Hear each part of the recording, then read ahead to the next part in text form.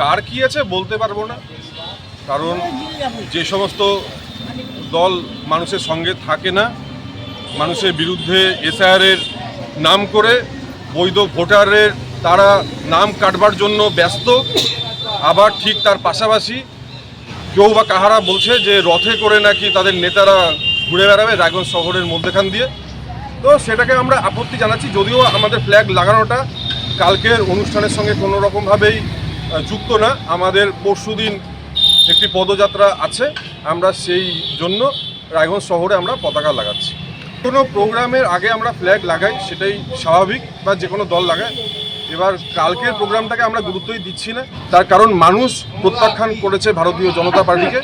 মানুষ এসআইআরে যেভাবে বিভ্রান্ত তৈরি করেছে বিজেপি ষড়যন্ত্রে, নির্বাচন কমিশনের মাধ্যম দিয়ে এসআইআরের নাম করে মানুষকে যেভাবে নাম কাটা লাইনে দাঁড় করানো, যেভাবে একটা বিভ্রান্তির পরিস্থিতি তৈরি করেছে, মানুষ তাতে যথেষ্ট ক্ষুব্ধ বিজেপির প্রতি, এবং মানুষ তৃণমূল কংগ্রেসের পাশে আছে। আমাদের পরশুদিন একটি পদযাত্রা আছে, সেই পদযাত্রার জন্য আমরা এখানে পতাকা লাগাচ্ছি।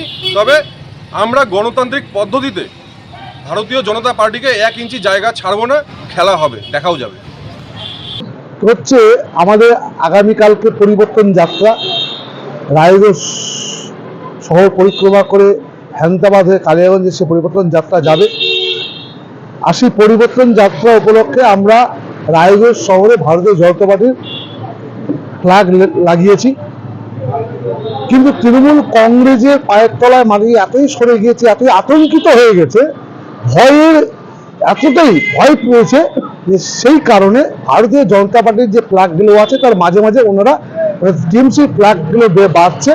মুম্বাই থেকে এখন বিধাননগর মোড় পর্যন্ত আমি দেখলাম, আমি ঘুরে আসলাম, দেখলাম বাঁধছে।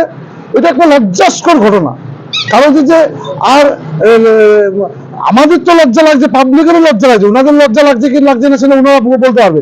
কারণটা যে ওনারা এতটাই আতঙ্কিত হয়ে গেছে যে ভারতীয় জনতা পার্টির ফ্ল্যাগ লাগানো হয়েছে আগামীকাল পরিবর্তন যাত্রা উপলক্ষে, আর সেই পরিবর্তন যাত্রার ফ্ল্যাগের মাঝখানে ওনারা ফ্ল্যাগ দিয়ে ঢেকে দিচ্ছে। তার মানে এটা ভয়ের একটা বাতাবরণ তৈরি হয়েছে বোঝা যাচ্ছে।